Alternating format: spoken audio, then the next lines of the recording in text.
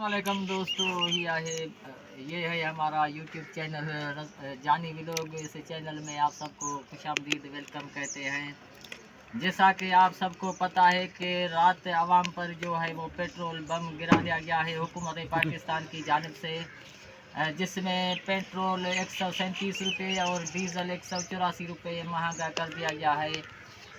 इससे क्या होगा कि पाकिस्तान में एक महंगाई का जो ज़बरदस्त तूफान आएगा, और इस तूफान की वजह से जो गरीब आवाम है वो दो वक्त की जो रोटी है उससे खाने से भी परे परे हो जाएगी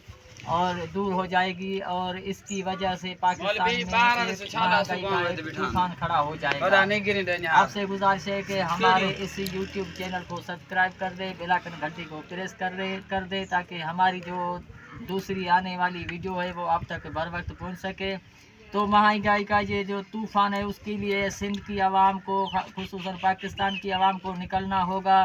और गली मोहल्ला कूचे में एहतजाज करना होगा, क्योंकि ये इम्पोर्टेड हुकूमत जो है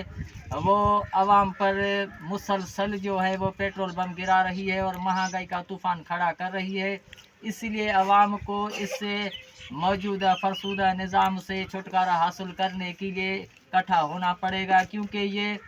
जो मैंडेट चोरी करके आई है इसको आवाम ने वोट नहीं दिया, बल्कि ये चोर दरवाजे से हुकूमत में आए हैं और ये आवाम की इसको